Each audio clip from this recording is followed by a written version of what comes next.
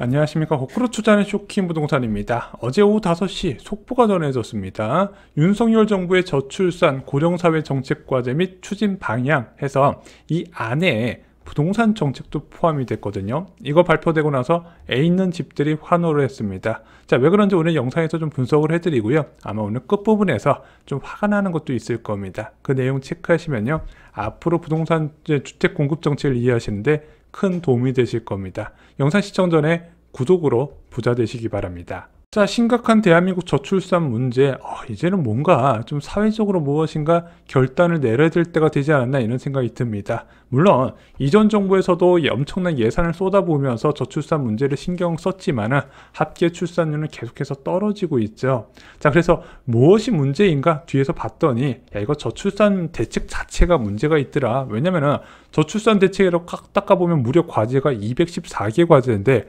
까보면 되게 재밌는 게 많아요. 예를 들어 군무원이나 장교 부사관 인건비 증액이나 산학연구원 협력 선도대학 육성 사업 같은 거, 아니면은 뭔가 고령자 재취업 과제 같은 게 전부 다 저출산 예산이 들어갔거든요. 그래서 예전에 이거와 관련해서 이제 영상을 제작한 적이 있는데 이번 정부에서는 조금 다르게 접근을 한다고 합니다. 자, 발표된 내용을 보면요, 4대 추진 전략으로 되어 있고 여기에 선택과 집중이 있습니다. 실질적으로 도움되는 거에 집중하겠다는 내용인데 여기에 주거 관련된 내용이 있어요. 저희는 부동산 전문 방송이기 때문에 주거 관련된 내용을 한번 체크를 해보겠습니다. 자, 먼저 가족 친화적 주거 서비스라고 이름이 붙여졌네요. 주택 공급, 신혼부부한테 공공분양 유홈 15만 5천호, 공공임대 10만호, 그리고 민간분양 17만 5천호 등 총 43만호를 공급하겠다. 언제까지? 2023년부터 2027년까지. 그리고 자금도 지원을 하겠대요.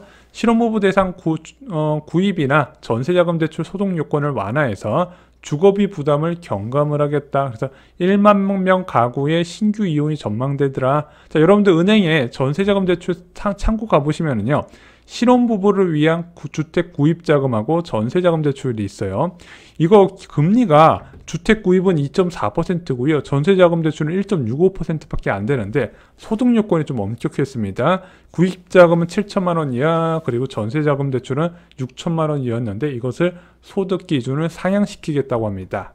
자, 또한 임대주택 면적 확대를 하겠다고 해요. 가구 원수를 고려한 맞춤형 면적 공급. 기존에는 영구임대주택, 국민주택, 행보주택으로 해서 코딱지만하게 전용 30제곱미터 미만으로 공급됐거든요.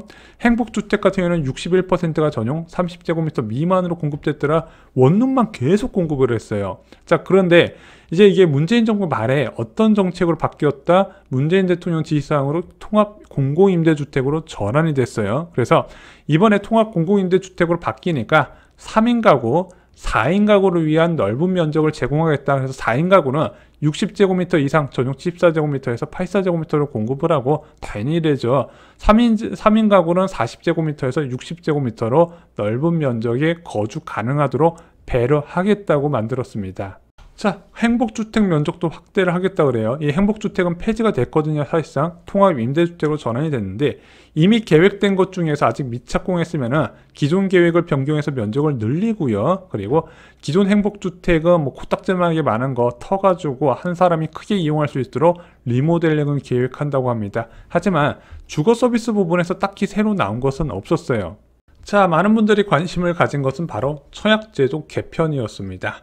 아이 있는 가구의 공공주택 입주 요건 완화 등 주거지원 강화. 그래서 공공분양이나 공공임대주택 들어갈 때 입주 요건을 완화하는데 어떻게 완화한다? 출산 자녀 1명당 소득 요건이나 자격 요건이 있는 것을 1인당 10%포인트 최대 20%포인트까지 완화해서 공공분양이나 임대아파트 입주 대상을 확대하겠다고 밝힌 거죠. 특히 공공분양 같은 경우는요, 그림의 떡이라고 말씀하시는 분이 되게 많았어요. 왜? 소득 요건 때문에. 자, 그래서 최근에 나온 공공분양 입주자 모집 공고를 보면요, 일반 공급 같은 경우는 도시근로자 가구당 월평균 소득의 100%, 그리고 다자녀 가구는 120% 이내, 그리고 생애 최초는 우선 공급 70%는 100%, 자녀 공급은 130%, 신혼부부는 더 복잡하게 돼 있죠. 100%부터 140%까지 되어 있습니다. 자, 그런데 자녀가 1명일 경우 여기서 10%포인트를 더해주고 자녀가 2명일 경우에는 20%포인트를 더해주겠다. 그래서 예를 들어 볼게요. 공공분양 전용면적 59제곱미터 이하 일반 공급에 4인 가구가 지원하면 원래 월평균 소득 제한이 720만원 이하였는데 864만원으로 늘어난다는 거죠. 자, 임대주택도 동일하게 적용됩니다. 지금 통합임대주택 이제 입주 요건이요. 중위소득 100% 이하, 월소득 540만원 이하였는데 648만원, 이자녀일 경우에 늘어난다고 하고요. 자산요건도 완화가 된다고 합니다. 그래서 4억 3,300만원 이하까지도 임대주택에 들어갈 수 있도록 배려를 한다고 하네요. 그리고 가장 언론에서 주목했던 거는 2명만 낳아도 아파트 다자녀 특공을 받겠다. 그래서 지금 현재 공공분양 같은 경우는 3자녀부터, 임대주택은 2자녀부터 다자녀 기준으로 되어 있는데 그것을 2자녀로 일원화한다고 합니다. 다 공공주택일 경우에만요. 민간 분양에는 적용되는 내용은 아닙니다. 자, 누구에게 좋을까요? 생애 최초나 신혼부부 등의 특별공급 대상이 안 되는 40대가 가장 큰 수혜를 받습니다. 뭐 신혼집 구할 때 빌라 잠깐 샀던 사람들, 그리고 신혼부부 특별공급 기간이 지나서 일반 공급만 넣을 수 있는 사람들, 솔직히 일반 공급 경쟁률이 굉장히 높잖아요. 특별공급에서 기회를 한번 잡고 일반 공급에서 기회를 한번 또 노리는 게 좋은데 특별공급에서 기회를 잡을 수 있는 길이 생겼다는 거죠. 이 제도는 올해 상반기 중에 시행이 예정이라고 합니다. 아직까지 민간 분양에 적용된다는 얘기는 없었어요. 그럼 기존 다주택자가 반발하지 않을까? 근데 이미 배점에서 3자녀한테 밀리기 때문에 크게 영향을 안 준다는 게 정부의 해석이에요. 배점 기준표 보면은 미성년자 자녀수, 영유아 자녀수에 따라서 점수가 나눠지잖아요. 그럼 3자녀가 우선적으로 당첨이 되는 건 똑같다는 겁니다. 그래도 기회는 있다고 보는 거예요. 2자녀한테도. 왜냐면은 3자녀 가구들의 선호도가 떨어지는 59 타입이나 74 타입에서 기회를 잡을 수 있기 때문이죠. 자, 그리고 오늘 좀 중요한 얘기 한번 해볼게요. 저출산 문제 어떻게 해결해야 될까요? 자, 대한민국 합계 출산율 보면 진짜 황당할 수준으로 뚝뚝뚝뚝 떨어지고 있죠. 지금 뭐 초등학교 입학생 얘기만 들으면 진짜 한숨이 절로 나옵니다. 자, 근데 재밌는 게 있어요. 자, 05년도에 합계 출산율이 1.09명이었는데 2012년에 합계 출산율이 1.3명으로 오히려 증가하는 현상이 있었습니다. 이때 무슨 일이 있었을까요? 뭐 여러 가지 요인이 있겠지만 일단은 주거정책 측면에서 좀 한번 살펴보고자 합니다. 자, 이 시기에 부동산 시장에 두 가지 이슈가 있었어요. 첫 번째는 주택시장이 안정화가 되었다는 겁니다. 물론 05년도, 06년도, 07년도 수도권 주택시장 많이 올라갔어요. 근데 왜 안정이라고 표현했냐? 누구 입장에서 안정이냐? 전세 세입자 입장에서는 안정이었어요. 매매는 뛰었지만 전세 가격은 뛰지 않았다는 상황이었죠. 그래서 전세가율이 굉장히 낮았던 데가 05년부터 07년까지였습니다. 하지만 그 이후에 매매 가격이 추락하고 전세 가격이 또 뛰기 시작했죠. 자, 그러면은 전세가 불합 확대가 나왔을 때 정부가 어떤 정책을 세웠는지 볼 필요가 있는데 이때 신혼부부를 위한 좋은 주거정책이 많이 나왔다는 겁니다. 자, 일단은 신혼부부한테 가장 선호도가 높았던 장기전세, 25평에서 34평으로 공급됐던 중산층 임대주택이었죠. 자, 서울시 장기전세 주택 공급 실적 볼까요? 2007년에 2000가구, 2008년에 2600가구, 2009년에 3200가구, 2010년에 7300가구, 2011년에 3500가구를 이제 공급을 했습니다. 여기 들어가려고요, 애 2명씩 낳는 경우가 흔했어요. 서울시 말고도 경기도에서도 많이 공급을 했었죠. 자, 또한 이 시기에 보금자리 주택 사업도 큰 영향을 줬다고 생각을 합니다. 일단은 보금자리 주택 사업은 기존에 있었던 신도시와 좀 다른 측면이 있었어요. 저렴한 공공분양 중심으로 쏟아냈습니다. 뭐 미서 신도시 3억 1천에 공급을 했고 강남 보금자리 주택 3억 8천에서 4억 3천에 공급을 했죠. 선호도 높은 장기 전세도 같이 공급을 했습니다. 그래서 보금자리 주택 사업 절반은 임대주택이었어요.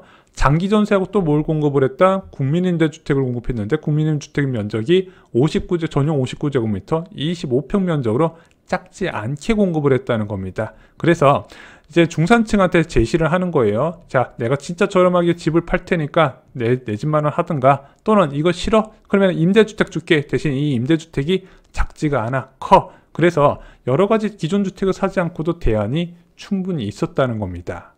자, 아시다시피 2015년 이후에 합계 출산율이 급격히 무너지는 모습을 보입니다. 저는 이때 두 가지 문제가 겹쳤다고 생각을 해요. 첫 번째는 매매와 전세가 동반 상승했다는 거, 두 번째는 신혼부부가 기댈 곳이 없어졌다는 거죠.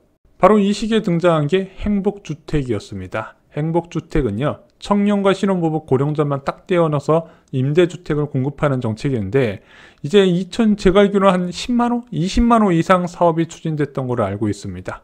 이 행복주택의 가장 큰 문제는 바로 면적이었죠. 신혼부부한테 전용 36제곱미터 17평짜리 아파트를 공급했던 전설의 임대주택 정책이었습니다. 시장 수요를 읽지 못하는 탁상행정의 끝판왕이었죠. 25평에서 34평을 공급하다 갑자기 17평 임대주택을 주면서 야 애들 낳고 나와서 살아라. 누가 살겠습니까? 정부의 임대주택 정책이 신혼부부의 피난처가 되지 못했어요. 자, 그리고 등장했었던 신혼부부 매입주택 바로 신혼희망타운이죠. 이것도 전용 면적 55제곱미터 22평에서 23평을 공급을 했습니다. 자, 당연히 불만이 터져나갔고 경쟁률 미달로 이번 정부에서 사라져버렸죠. 왜 이렇게 작은 주택을 공급했는지 모르겠지만 요즘 바뀐 세대들은 큰 면적의 주택을 좋아하거든요. 이게 불일치가 되면서 자꾸 기존 주택의 수요 쏠림을 이끌고 그에 부동산 과열 결국에는 영끌까지 이어졌다고 생각합니다. 아마 다른 대안이 적절하게 제시됐으면 이 정도까지는 안 갔을 거라고 보는 거예요. 자, 이젠 새로운 공공주택 브랜드가 시작이 됐습니다. 뉴홈이라는 브랜드로 50만 호가 공급 계획이 잡혔고 수도권에서 2027년까지 35만 6천 호가 계획이 돼 있습니다. 자, 여기서 메인이라고 할 수 있는 게 나눔형이죠. 이 나눔형이 뭐다? 과거의 신혼희망타운과 비슷하게 내가 이제 주택을 샀다가 나중에 판매 조건부 공공에만 매각을 조건으로 돼 있는데 시세차익의 70%까지 보장해주는 제도예요. 그런데 분양가가 정말로 저렴합니다. 주변 시세 대비 70% 이하에서 적용되고요. 또한 장기 모기지 저리 대출이 됐기 때문에 자금이 부족한 예비 신혼부부하고 신혼부부한테 최고의 선택이 됩니다. 이거 앞으로 많이 나오거든요. 3기 신도시에서 꼭 잡으세요. 저희가 나올 때마다 영상을 올리겠습니다. 또한 장기전세, 전세를 임대주택이라고 불렸던 장기전세 주택도 본격적으로 부활이 되고 있고 이번에 입주자 모집 공고도 나왔죠. 자, 또한 통합 공공임대주택도 제 역할을 하기를 바랍니다. 괜찮은 정책들이 나오고 좋은 결과 만들어서 좀 출산율 좀 올라갔으면 좋겠습니다. 자, 오늘 영상이 마음에 드셨다면요. 구독과 좋아요 꼭 부탁드리겠습니다. 그리고 이 영상 보면서 생각나는 사람이 있다면 이 중요한 영상 공유해 주시면 그분께 큰 도움이 되실 겁니다. 이상으로 영상 마치겠습니다. 감사합니다.